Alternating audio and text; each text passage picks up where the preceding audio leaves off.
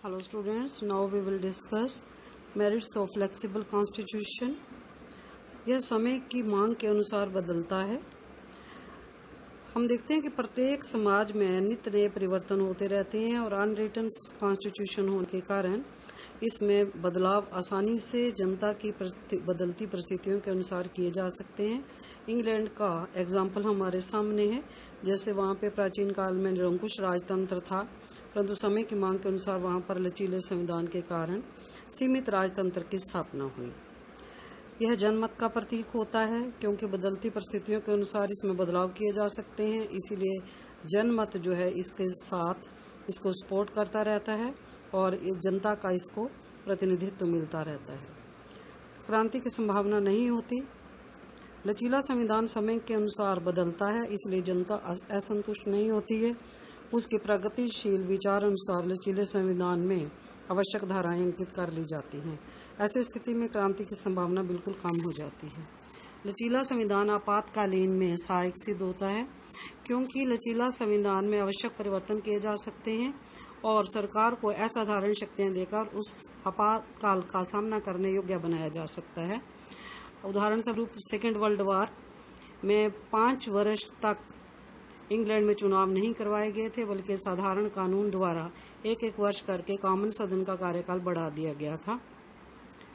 Next, सभ्यता के विकास के लिए सहायक।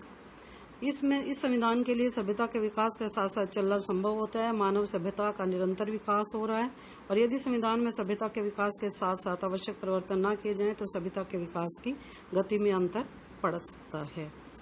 Now demerits of the flexible constitution. First of all, lack of stability. लचीले संविधान में स्थिरता नहीं होती है, बार बार इसमें परिवर्तन होते हैं। अस्थिरता जो है उसमें शासन प्रबंध में नुकसान होता है, हानि होती है। संविधान शासक दल के हाथों का खिलौना, क्योंकि शासक दल अपने हितों की पूर्ति के लिए स्वेच्छा से इसमें परिवर्तन कर सकता है और शासक दल के हाथों में ये खिलौना बना रहता है। जनता के अधिकार सुरक्षित नहीं रहते हैं। ऐसे संविधान में नागरिकों के अधिकार शासक दल की दया पर निर्भर करते हैं। इस कारण यह शासक दल अपने समर्थकों को प्रसन्न करने के लिए नागरिकों के अधिकारों में तुरंत परिवर्तन कर देते हैं। अल्पसंख्यकों में संदेह की भावना रहती है। अल्पसंख्यकों का विश्वास प्राप्त करने के लिए आवश्यक होता है कि उनके अधिकार तथा हित लिखित संविधान द्वारा पूर्ण रूप से सुरक्षित हों। यदि संविधान का स्वरूप लचीला होता है तो ऐसे संविधान अल्पसंख्यकों में दृढ़ विश्वास उत्पन्न नहीं कर सकता और ऐसी स्थिति में अल्पसंख्यकों में प्राय संदेह की भावना रहती है। उन्हें भय होता है कि कोई विपक्षी राजनीतिक दल राजनीतिक कारणों के कारण संविधान में परिवर्तन करके उनके हितों को नुकसान पहुंचाएगा। संघात्मक सरकार के लिए अनुपयुक्त। संघात्मक शासन प्रणाली में संविधान का कठोर होना आवश्यक है। यदि ऐसा नहीं होगा तो संविधान में शीघ्र परिवर्तन संघात्मक ढांचे को नष्ट कर देंगे। इस कारण संघात्मक शासन प्रणाली के में लचीला संविधान हानिकारक है। पिछड़े देशों के लिए अनुपयुक्त संविधान। लचीला संविधान केवल उन्हीं देशों में सफल हो सकता है जहां पर लोगों को राजनीतिक जागृति है। जो लोग राजनीतिक पक्ष में पिछड़े हुए हैं उनके लिए ये उचित नहीं है, क्योंकि उन देशों में ये सफल नहीं हो सकता जहां पर जनसाधारण को शासन के विषय में कोई ज्ञान नहीं है और न ही उनको राजनीतिक शिक्षा प्राप्त होती है। कुछ चतुर और चालाक नेता राजनीतिक संविधान में अपने हितों की पूर्ति के लिए परिवर्तन कर लिया करते हैं।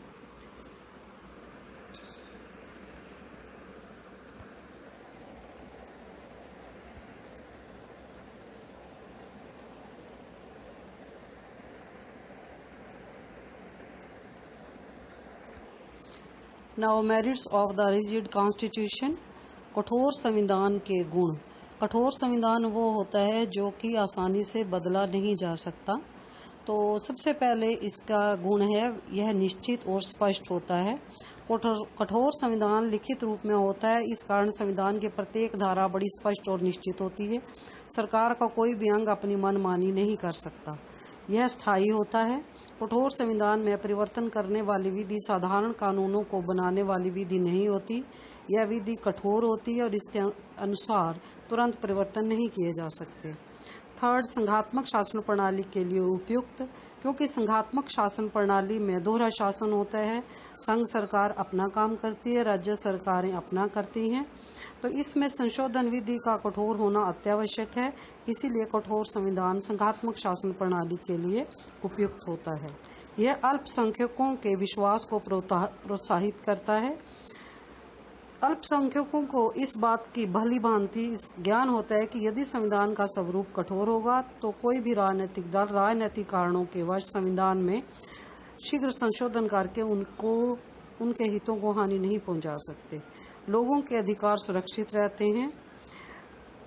कठोर संविधान में अंकित नागरिकों के अधिकारों को शासक दल स्वेच्छा से बदल नहीं सकता। नागरिकों के अधिकारों का स्पष्ट रूप से वर्णन किया जाता है और इस प्रकार से कठोर संविधान में वे ठीक रूप से सुरक्षित रहते हैं। सरकार निरंकुश नहीं बन सकती। संविधान में सरकार के सभी अंगों की शक्तियां स्पष्ट रूप से अंकित होती हैं। सरकार अपनी शक्तियों को शीघ्र बढ़ा नहीं सकती और न ही इन शक्तियों का प्रयोग निरंकुश रूप में कर सकती है। पिछड़े देशों के लिए उपयुक्त संविधान होता है। जिन देशों के लोगों के भीतर राजनीतिक जागृति, राजनीतिक चेतना तथा राजनीतिक नैतिकता की कमी होती है, वहां कठोर संविधान ही स्थिरता स्थापित कर सकता है। Now demerits of rigid constitution. First of all, समय अनुसार परिवर्तन करना इसमें संभव नहीं होता। अतः ऐसा संविधान लोगों की इच्छा का ठीक प्रतिनिधित्व नहीं कर सकता। इस प्रकार कठोर संविधान रूढ़िवादी बन जाता है। संविधान निर्माता आने वाले समय की स्थितियों के विषय में भविष्यवाणी नहीं कर सकते और जब संविधान का निर्माण किया जाता है वह उस समय की स्थितियों के अनुसार ठीक हो सकता है, परंतु परिवर्तन प्रकृति का नियम है। इसलिए नई परिस्थितियों का सामना करने के लिए कठोर संविधान अयोग्य सिद्ध होता है। राष्ट्र के विकास में बाधा बनता है। इसको बदला नहीं जा सकता आसानी से। इस कारण लोग आगे बढ़ जाते हैं और संविधान पीछे रह जाता है।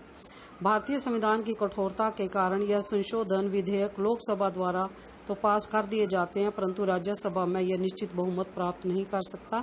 अतः इस वजह से कई महत्वपूर्ण विकास के कार्य रुक जाते हैं। क्रांति का भय। नागरिकों का राजनीतिक जीवन सदैव एक सा नहीं रहता, बल्कि समय समय पर उसमें परिवर्तन किए जाते हैं। इसलिए कई बार असंतुष्ट लोग क्रांति का आश्रय लेने के लिए विवश हो जाते हैं। नेक्स्ट है, न्यायपालिका अधिक शक्तिशाली बन जाती है। न्यायपालिका को संविधान के विरुद्ध कानूनों को असंवैधानिक घोषित करने का अधिकार प्राप्त होता है। इसका परिणाम ये निकलता है कि न्यायपालिका प्रगतिशील कानूनों को रद्द कर देती है और कई बार न्यायपालिका संविधान की व्याख्या इस प्रकार करती है कि संविधान नया नया रूप धारण कर लेता है। आपातकाल के लिए अनुपयुक्त होती है। कठोर संविधान में ऐसा संभव नहीं है, इसलिए इस प्रकार संविधान आपातकालीन स्थिति के लिए अयोग्य सिद्ध होता है। कठोर संविधान के समस्त गुण अवगुण वास्तव में उसकी एक विशेषता पर निर्भर करते हैं, क्योंकि जब समय अनुसार इमरजेंसी में किसी भी प्रकार से अमेंडमेंट करने की जरूरत होती है तो उसमें आसानी से बदलाव नहीं किए जा सकते। इसीलिए इमरजेंसी के लिए यह संविधान अनुपयुक्त होता है। नेक्स्ट आ जाता है मेरिट्स ऑफ रिटन कॉन्स्टिट्यूशन। लिखित संविधान के गुण और अवगुण क्या होते हैं। रिटन कॉन्स्टिट्यूशन में सबसे पहले निर्मित एवं वर्णित। जो रिटन कॉन्स्टिट्यूशन होता है उसमें विभिन्न प्रकार के जित सरकार के अंगों का स्पष्ट रूप से लिखित रूप दिया जाता है, जिसके कारण सरकार के विभिन्न अंगों में किसी गतिरोध के उत्पन्न होने की संभावना नहीं रहती है। समझने में आसानी। लिखित संविधान को आसानी से समझा जा सकता है। लोगों को इसके द्वारा सरकार के मूल ढांचे और कार्यप्रणाली को सही जानकारी प्राप्त होती है। विवादों के निपटाने में सहायक। लिखित संविधान का एक महत्वपूर्ण गुण ये भी है कि इसके द्वारा वाद विवादों को आसानी से सुलझाया जा सकता है, क्योंकि लिखित संविधान में सरकार के तीनों अंग विधानपालिका, कार्यपालिका, न्यायपालिका के कार्य, अधिकार क्षेत्र और शक्तियां एवं सीमाओं का वर्णन होता है। स्थायी प्रशासन होता है इसमें, जिसके कारण प्रशासन संविधान की धाराओं के अनुसार ही चलाया जा सकता है। ऐसा प्रशासन किसी व्यक्ति विशेष की इच्छा के अनुसार नहीं चलाया जाता, जिसके कारण इसके स्थायी होने की संभावना अधिक होती है। संघीय सरकार के लिए आवश्यक। संघीय सरकार के लिए लिखित संविधान आवश्यक होता है, क्योंकि संघ और राज्यों में शक्तियों का विभाजन होता है, इसलिए उनकी शक्तियों का स्पष्ट तौर पर वर्णन संविधान में होना आवश्यक है। लिखित संविधान होने के कारण उनकी शक्तियां, अधिकार क्षेत्र और सीमाओं का वर्णन लिखित संविधान में जरूरी होता है। मौलिक अधिकारों की व्याख्या। संविधान युग लोकतंत्र का युग है, इसमें नागरिकों को मौलिक अधिकारों की व्यवस्था होना बहुत आवश्यक है। लिखित संविधान में इन मौलिक अधिकारों की व्यवस्था काफी विस्तार से की जाती है। विद्वानों का विचार है कि लिखित संविधान में ही नागरिकों के मौलिक अधिकार सुरक्षित रखे जाते हैं। Now demerits of the written constitution. अवगुण क्या होते हैं इसमें? लिखित संविधान का महत्वपूर्ण दोष उसकी कठोरता है। इसको परिस्थितियों के अनुसार बदला नहीं जा सकता। ऐसी स्थिति किसी देश के विकास में बाधा बन सकती है। क्रांति की संभावना होती है। ये कठोर होता है, इसमें अमेंडमेंट नहीं किया जा सकता, इसीलिए लोगों में असंतोष हो जाता है और क्रांति की भावना को जन्म देता है। देश की प्रगति में सहायक। लिखित संविधान में प्रशासन संविधान में वर्णित उपबंधों के अनुसार ही चलाया जाता है। संविधान कठोर होने के कारण इसमें आसानी से परिवर्तन नहीं किया जाता, परंतु कई बार देश और समाज को शीघ्र निर्णय लेने की आवश्यकता होती है, परंतु ऐसा संविधान इसके लिए तैयार नहीं होता है। लचीलेपन का अभाव। एक लिखित संविधान प्राय लचीलेपन में रहता है। लिखित संविधान में संवैधानिक कानून और साधारण कानून में सामान्य तौर पर भेद किया जाता है। यह संविधान प्राय कठोर होता है। इसमें किसी भी तरह के संशोधन के लिए एक विशेष विधि अपनाई जाती है। इसके अतिरिक्त इसे समय के मांग के अनुसार परिवर्तन नहीं किया जाता। आपातकालीन में अनुपयुक्त होता है। इसमें निर्णय लेने की आवश्यकता जब होती है तब इसमें रिटर्न होने के कारण अमेंडमेंट करना मुश्किल हो जाता है, रिजिड, इसीलिए इसे आपातकाल में अनुपयुक्त माना जाता है। अलिखित संविधान के गुण।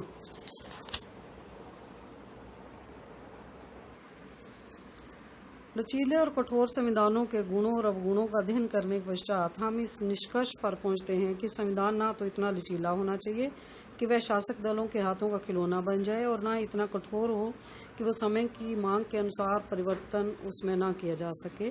संविधान कठोर और लचीलेपन का मिश्रण होना चाहिए। ऐसा संविधान ही लोगों की इच्छाओं का ठीक प्रतिनिधित्व कर सकता है। आपातकालीन और शांति दोनों समय ऐसा संविधान बड़ा उपयोगी सिद्ध होता है। वर्तमान समय में जितने भी संविधान अस्तित्व में हैं उनमें कठोरता और लचीलेपन का मिश्रण होता है। हमारे अपने देश का संविधान ना तो अमेरिका के संविधान की भांति कठोर है और ना ही इंग्लैंड के संविधान की भांति लचीला है, बल्कि कठोरता और लचीलेपन का समन्वय है। If you have any question please drop them in the comment section below.